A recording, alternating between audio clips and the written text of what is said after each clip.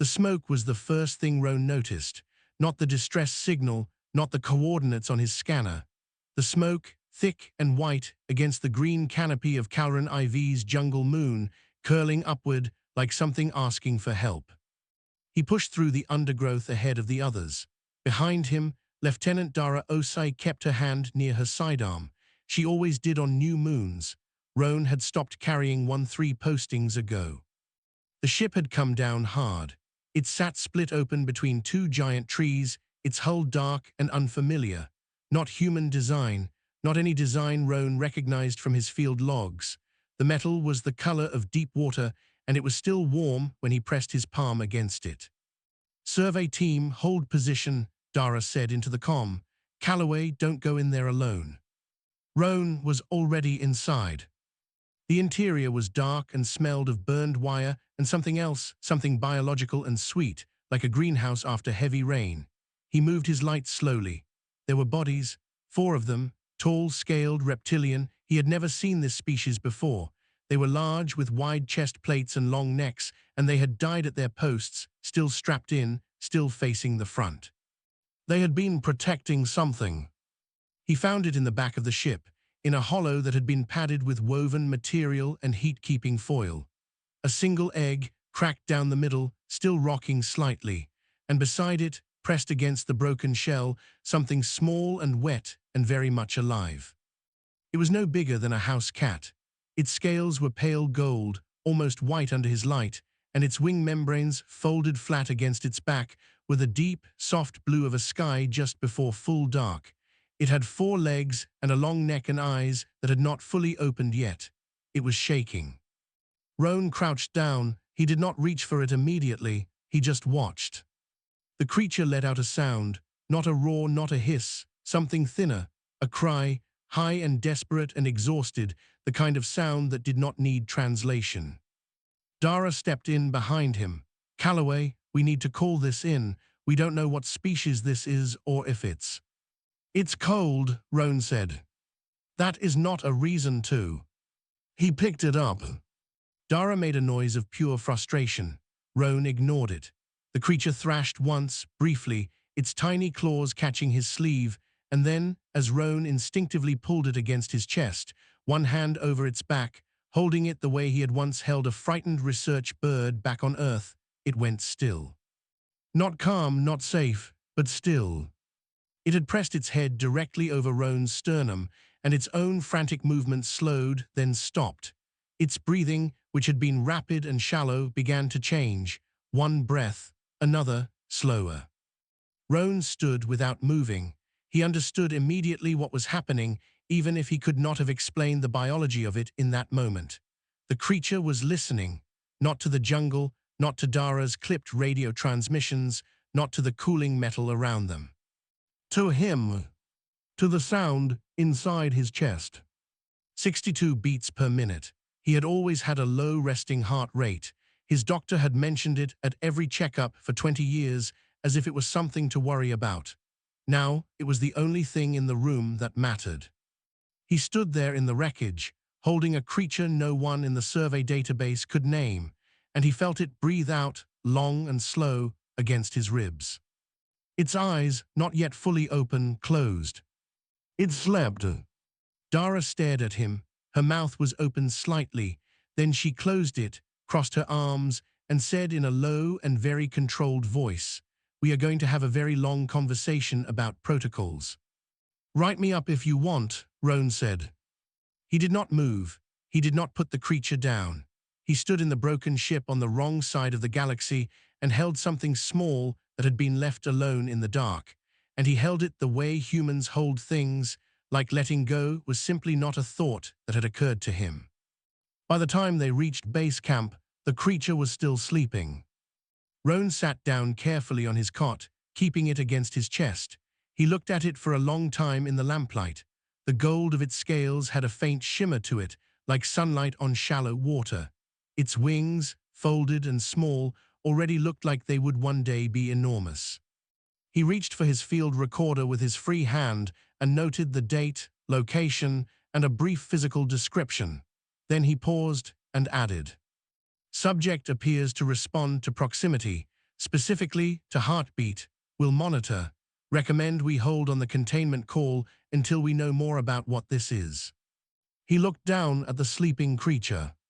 "For now, it's staying with me." 3 weeks after the crash, Roan still had not named her. He had been calling her the hatchling in his field notes, which was accurate but felt increasingly inadequate. She had started opening her eyes fully by the 5th day. They were amber, sharp, and tracked movement with an intelligence that made the xenobiologist in him take very careful notes. She had also started biting things experimentally.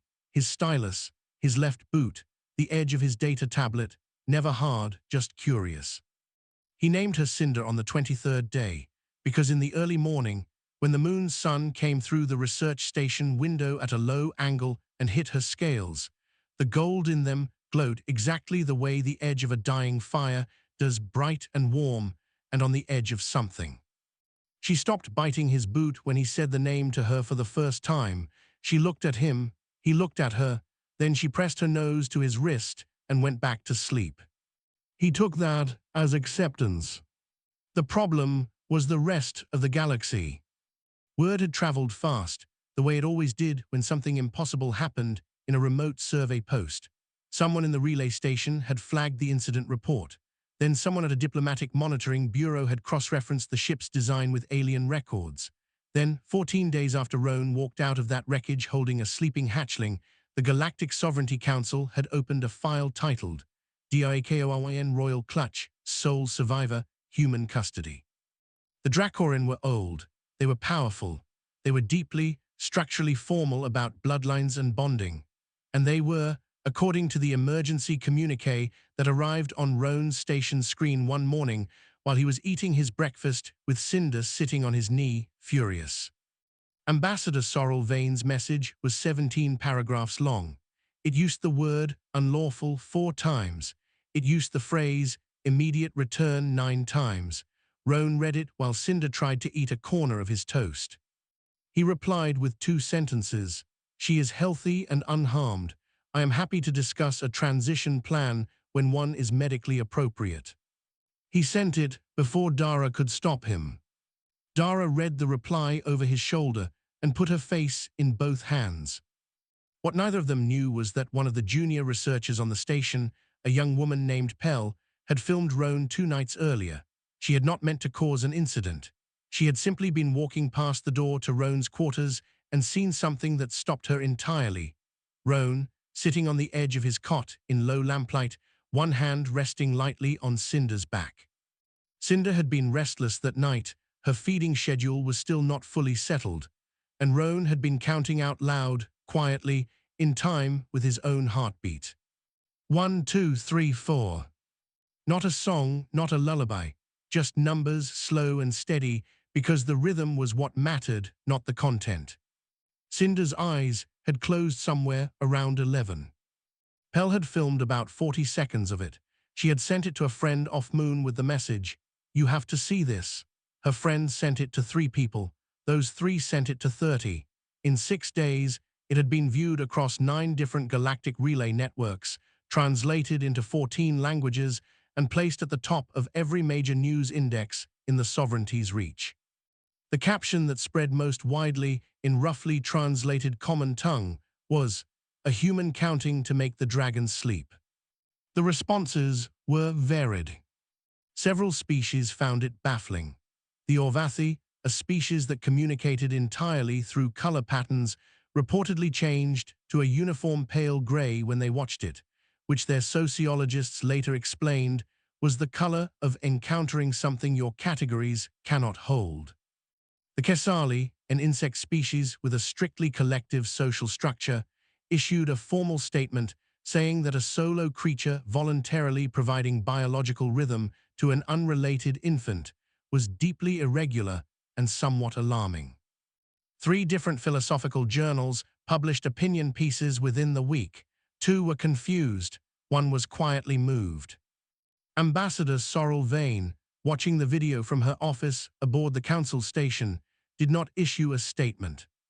She watched it once, closed the screen, opened it again, watched it again, and then she sat for a long time in a room where no one could see her face, and she was still and very quiet.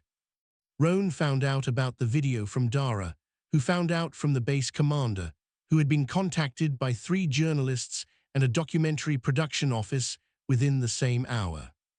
You went viral, Dara told him.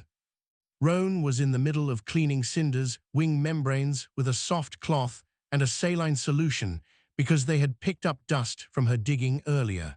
He did not look up. Good for the video, he said. Roan, the Dracoran ambassador, has formally requested your presence before the council. He did look up at that. Cinder, sensing the change in his attention, butted her head against his chin. All right, he said. He went back to her wings. When do we leave? Dara stared at him. You're going to bring her, aren't you? It was not really a question. She won't sleep otherwise, Roan said, as if this was the most straightforward thing in the world, because to him it was. Cinder made a low, satisfied sound and closed her eyes. The inquiry chamber on Tier 7 of the council station was designed to make beings feel small. The ceiling was high and vaulted. The delegate seats rose in wide curved tiers like the inside of a shell. The floor where the questioned party stood was open and slightly lower than everything else, so that every eye in the room looked down. Roan stood in the center of it and looked mildly interested in the architecture. He was wearing his standard survey uniform, which was not particularly formal. He had not owned formal clothes since his 3rd posting. He had tried to leave Cinder in the side chamber with Dara, but Cinder had produced a sound that could only be described as industrial. So now Dara was standing just outside the main chamber doors, holding a pale gold hatchling who was quietly trying to eat her collar badge. Councillor Breyer, a wide being with 4 arms and a voice like gravel settling, opened the session with a summary of the incident: the crash, the hatchling, the custody situation, the video. When Breyer said the word video, half the chamber shifted. Roan noticed 2 of the Dracoran delegates in the upper tier had gone very still. Ambassador Sorrel Vane was seated at the far end of the Dracoran section. She wore formal robes the color of deep jade, and she was watching Roan with the kind of attention that missed nothing. She had not spoken yet. Breyer finished the summary and turned the session to questions. The first 3 delegates asked procedural things: jurisdiction, biological rights, custody law. Roan answered calmly and accurately. He had done his reading on the transport over. Then a delegate from the Orvathi observer block, speaking through a translator, asked the question that changed the temperature of the room. Xenobiologist Calloway, the incident report states that upon discovery, the hatchling was in distress, and you made physical contact without authorization, without protective equipment, and without consulting your team leader. Is that accurate? Yes, Roan said. Why? It was not phrased as a question. It was phrased as an accusation waiting to become one. Roan thought about it for a moment, not because he did not know the answer, because he was trying to find the right words for something he had never needed words for before. It was cold, he said, and it was crying, and I was the closest warm thing. The chamber was quiet. That is not a protocol, the Orvathi delegate said. No, Roan agreed, it isn't. Then what is it? Roan looked at the delegate steadily. It's what you do. Another silence, longer this time. A Kesali delegate clicked softly, and the translator rendered it as, what do you mean what you do? Do you mean your species does this as policy? Not policy, Roan said, just what happens when something small is frightened and you're there, you pick it up. The clicking intensified. Several Kesali delegates conferred in rapid bursts. The translator was struggling. A delegate from a species Roan did not recognize, tall, gray-skinned, with wide horizontal eyes, leaned forward. You had no reason to believe the creature would not harm you. That's true, Roan said. And yet. He said it simply, not proudly, just as a fact of the situation. The gray-skinned delegate leaned back. Something in their expression had shifted, though Roan could not read it. Councillor Breyer cleared several of their throats and asked what the heartbeat response indicated, biologically speaking. Roan explained what he knew from 3 weeks of observation. The hatchling's nervous system appeared to orient to rhythmic stimulus. Sustained, low-frequency sound. A heartbeat specifically or something close to it. Without that stimulus, she did not settle, did not eat well, and did not sleep. And a recording, Breyer asked. We tried that on day 9. She pushed the speaker away and started climbing up my arm. Something that might have been a laugh moved through the lower tiers of the chamber. Several delegates suppressed it at different speeds. Then, from the Dracorin section, Ambassador Sorrel Vane spoke for the first time. Her voice was low and precise. Calloway, the hatchling's bond should have been to her kin-flight, her blood family, her guardians. A pause. Why do you believe it formed with you instead? Roan looked at her directly. Because I was there and they weren't. Sorrel's jaw tightened, then released. That is a very human answer, she said. Yes, Roan agreed, it is. From outside the chamber doors very faintly came a sound, a low, unhappy whine, then a louder one, then something that was distinctly not quiet. Every head in the chamber turned toward the door. Roan was already moving. He crossed the floor, pushed the doors open, and found Dara looking frazzled and Cinder making a sound like a kettle approaching full boil. He picked her up, she pressed against his chest. The sounds stopped. The entire chamber had a clear line of sight through the open doors. No one spoke. Roan looked back over his shoulder at the rows of alien delegates, watching him stand in a doorway, holding a dragon like it was the most natural thing in the universe. Sorry, he said, she gets anxious. He walked back in, sat down in the center of the floor, and let Cinder settle against him. She sighed once, enormously, and closed her eyes. The inquiry, technically, continued, but something had shifted. Roan could feel it the way you feel a room change temperature, slowly, all at once, and without anyone saying a word. The observation deck on the station's upper ring faced open space. No planetary body nearby, no ship traffic at this hour, just stars spread out like salt on dark cloth. Ambassador Sorrel Vane was already there when Roan arrived. She stood at the wide viewport with her hands folded behind her back, still in her formal robes, still carrying herself like the weight of her position was a thing she had long since stopped noticing. Cinder was asleep against Roan's chest, held in the fabric carrier Dara had fashioned from a repurposed equipment harness. It was not elegant, it worked. Sorrel did not turn when he entered. Thank you for coming. Of course, Roan said. You may sit. There were no chairs. He sat on the floor without comment. Cinder stirred slightly, then settled. Sorrel turned then and looked at them both for a moment before moving to stand a short distance away. Up close, she was older than she appeared in formal settings. There were lines around her eyes that the chamber lighting had hidden. I want to ask you something that is not part of the official inquiry, she said. All right. Did you know what she was when you picked her up? No, Roan said. I didn't recognize the species. I didn't know about the royal line. I didn't know any of it. And if you had known? He thought about it honestly. I would have picked her up more carefully, maybe, but I would have picked her up. Sorrel looked at him for a long time. Then she turned back to the viewport. The ship was carrying the last clutch egg of our ruling line. The passengers were all guardians, hand-selected, trained for years.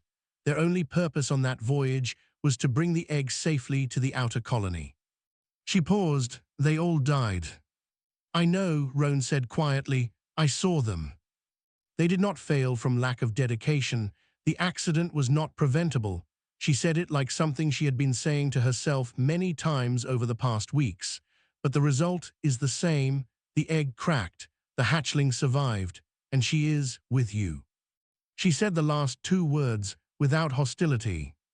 Just the strangeness of the fact. Tell me what it feels like, Roan said. For the hatchling, the biology of the bond, what does it actually do? Sorrel looked at him, somewhat surprised by the question. Then she answered, a Dracorin hatchling's nervous system is not fully closed at birth. It requires an external rhythm to stabilize, a heartbeat, A wing beat, the breathing of a kin-flight elder, she paused. Without that rhythm, the system cannot regulate. Sleep becomes impossible. Then feeding, then she stopped. They die, Roan said. In weeks, yes. He looked down at Cinder, so when I found her. She had perhaps 10 days, 12 if she was strong. Sorrel's voice did not waver, but something moved behind it. She was strong, but you found her on the 4th day. The stars outside did not move. The station hummed at a frequency too low to hear, only to feel. You watched the video, Roan said, not an accusation, just a statement. 11 times, Sorrel said. She did not explain why, he did not ask. Instead, he reached into the carrier and gently lifted Cinder out, cradling her in both arms and held her towards Sorrel. Do you want to hold her? Sorrel stiffened. That is not. She might not let you, but you could try. A long pause. Then Sorrel reached out with both hands, formal and careful, and took the hatchling. Cinder woke immediately. She lifted her head, blinked her amber eyes, and looked at Sorrel with the expression of a creature making a calculation. She sniffed once, sniffed again, and then, with absolute certainty, turned herself around in Sorrel's arms and pushed firmly back toward Roan, climbing up his sleeve until she was pressed against his chest again. Sorrel stood with her empty hands in the air for a moment. She is decisive, Roan offered. She is, Sorrel said. Her voice was very even, too even. Roan watched the ambassador's hands slowly lower. He said, carefully, it doesn't mean she can't learn to know you. It just means right now, this is what she needs. A human, Sorrel said. A heartbeat, Roan corrected. The rest is just me. Sorrel looked at him. Something in her face changed, not much, and not in any way that would be visible to someone who had not been watching closely. But Roan had spent 3 weeks reading the moods of a creature who could not speak, and he had gotten good at small signals. She was grieving something, not Cinder, something older. He did not push. He just sat with her in the quiet of the observation deck while Cinder slept between them. After a while, Sorrel said, I will contact the High Court. The formal demand for immediate return will be suspended pending a proper assessment. She straightened, and her formal posture came back. There will be conditions. I expected there would be, Roan said. Sorrel moved to leave. At the door, she paused with her back to him and said something very quietly in what Roan recognized as Dracorin rather than translated common tongue. He did not know the language, but later, when he described the sound of it to Dara, she looked it up. The closest translation was, You chose well, small one. It was not said to him. 6 months after the crash on Calran IV, the research station had changed. It had more staff now, a larger medical bay, 2 new external modules, and a dedicated observation space that the official paperwork called a xenobiological integration facility, but which everyone simply called Cinder's room. It had high ceilings, a heat lamp in the corner, and a spot on the floor near the window where the morning light fell at exactly the right angle. Cinder had chosen that spot herself on her 3rd day in the new space, and no one had moved anything near it since. She was the size of a large dog now. Her gold scales had deepened in color, richer and warmer, less like pale fire and more like hammered metal in late sunlight. Her blue wing membranes had grown proportionally, and she had started spreading them experimentally when she was happy, which gave the room the sudden feeling of a tent going up. She had knocked over a shelf of specimen jars twice and seemed unbothered by this. She had also, in the past 6 months, developed a personality that Roan recorded in his field notes as aggressively affectionate, highly intelligent, and completely uninterested in boundaries. She greeted him each morning by walking directly into whatever he was doing. She followed him down the corridor at mealtimes. She had figured out how to open 3 of the 4 door panels in the station and was clearly working on the 4th. She did not sleep unless she was beside him. That last part had not changed. Oro arrived on a transport shuttle in the 5th month. He was young by Dracorin standards, perhaps 40 years old, which placed him somewhere between adolescent and early adult in their terms, and he had been sent by the High Court as a cultural integration specialist.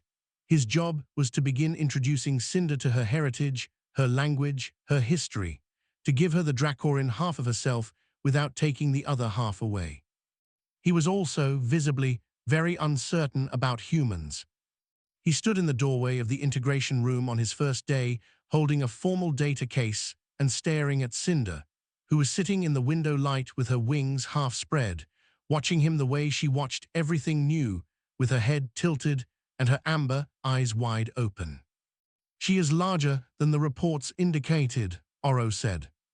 "She grew fast," Roan said. "Apparently that is normal in the first year." "Yes," Oro did not move from the doorway. "Does she respond to approach?"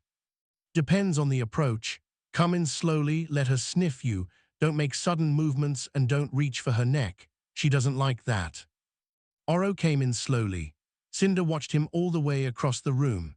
When he stopped a few feet away, she extended her neck and sniffed his hand for a long time, moving up his wrist and to his forearm, which made Oro hold very still.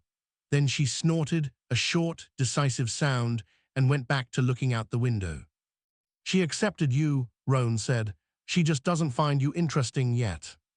Oro looked at Roan as if uncertain whether to be relieved or offended. He settled on professional.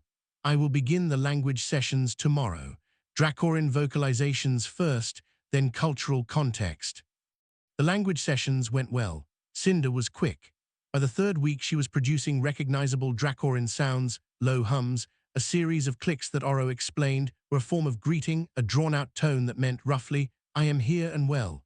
She seemed to enjoy the sessions. She also enjoyed, immediately after them, climbing onto Roan's lap and going to sleep, which Oro observed in careful and somewhat baffled silence. In the fourth week, Oro arrived with equipment. "I want to attempt the recording trial," he said. Roan had been expecting this. The High Court had suggested it in their latest communication. If a recorded heartbeat could substitute for Roan's physical presence, it would ease the long-term custody arrangement. Roan had not argued against trying. He let Oro set up the equipment and sat still while they recorded 3 minutes of his heartbeat at resting rate. They played it back on a small speaker placed near Cinder's sleeping spot. Cinder opened one eye, looked at the speaker, closed her eye, then opened both eyes, sat up, walked to the speaker, sniffed it, and pushed it firmly across the floor with her nose until it hit the wall. Then she came back, climbed onto Roan, and went to sleep on his chest. Oro wrote something in his notes for a long time. Dara, who had been watching from the doorway, said, "It has to be real. That's the whole point." Oro looked up. "What do you mean?" Dara shrugged. "I mean it's a heartbeat, not a sound file of a heartbeat. You can't copy what it actually is." She paused. "It's not the sound, it's the fact that there's something alive making it." Oro was quiet for a moment. "That is not a scientific explanation." "No," Dara agreed, but she understood it. A media request came in that evening, a major documentary production with a long list of credentials and a politely worded proposal about the remarkable interspecies bond. Roan read it twice. Then he wrote back one line. "She is not a story, she is a kid. Thank you for your interest." He sent it before Dara could review it. She found out the next morning and told him it was the most him thing he had ever done. He took that as a compliment. That night, Oro was still in the integration room when Roan came in to settle Cinder for sleep.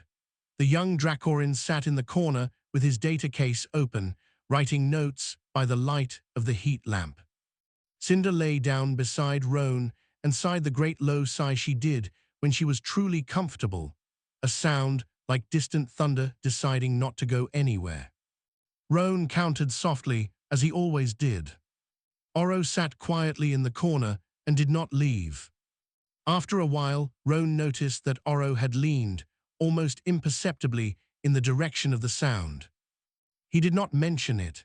He just counted, steady and slow, while the room settled around all three of them like something that had decided to stay. The Dracorin homeworld was the color of amber and old bronze. From the transport window, Roan could see the capital city spread across a wide valley floor, towers that tapered to sharp points, wide ceremonial roads between them, and at the center of it all, the court of the High Line, a structure so large it had its own weather on its upper levels. He had read about it. Reading had not prepared him. Cinder pressed her nose against the window beside him. She had never seen it before either. She was still technically a juvenile, by Dracorin terms, a century from adulthood, but she was already larger than any of the adult Dracorin at the station, which Oro had explained was a trait of the ruling bloodline. They grew faster, burned hotter, lived longer. She was currently the size of a large horse, and she had spent most of the transport journey standing in the cargo section because she no longer fit in a seat. Roan had dragged his seat cushion back there and sat against her side for most of the flight. She had slept on and off, the rumble of the transport engine doing roughly what his heartbeat did while he read his briefing documents. The ceremony was called the First Flight Display. It was a rite of identity. Every Dracorin juvenile performed it before the High Court when they reached a certain developmental stage. It meant, I know what I am, I know who I come from, I claim my place. The court had agreed to hold it here, now rather than wait until Cinder was fully grown. Ambassador Sorrel had argued for it. She said the sooner the court saw Cinder, the sooner the political situation would stabilize. Roan suspected there was something else in it too, something Sorrel had not put in formal language, but he did not press her. Oro met them at the landing platform.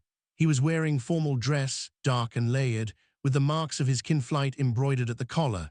He had been back on the homeworld for 3 weeks preparing. He bowed to Cinder first, which was correct protocol, and she bumped her nose against his shoulder, which was not protocol, but which he had clearly been expecting, because he did not step back. The court chamber was larger than the council chamber on Tier 7. It made the council chamber look like a waiting room. Delegates from every major Dracorin kinflight filled the gallery tiers. The High Court sat on a raised platform at the far end, 7 figures in deep formal robes, faces unreadable. Roan stood at the side of the great floor with Dara and Oro. Sorrel was in the gallery. She caught his eye once and gave him a look that meant, whatever happens, stay calm. He was calm. He was almost always calm. It was one of the things about him that had baffled the inquiry chamber 6 months ago and continued to baffle Oro on a near-daily basis. Cinder walked to the center of the floor alone. She was extraordinary to watch. She moved with the full weight of what she was, unhurried, precise, every step deliberate. Her scales were at their best in this light, the gold of them so rich it seemed to pulse. Her wings were folded at her back. Her head was high. She reached the center of the floor and stopped. The chamber was absolutely silent. Then she spread her wings, fully, completely, both membranes catching the high light and throwing it back in deep blue ripples across the stone floor, and she launched. She was enormous in the air. She was built for it. She banked once, twice, the draft of her wings moving through the gallery tiers and lifting the formal robes of the delegates. She was powerful and she was perfect, and she was exactly what her bloodline had always produced, and the court watched in the kind of silence that is not emptiness but fullness. Then she turned. She completed one more full arc of the chamber, and instead of descending to the formal landing position before the court dais, which was tradition, which was protocol, which was what every Dracorin before her had done for 1,000 years, she angled toward the side of the floor. Toward Roan.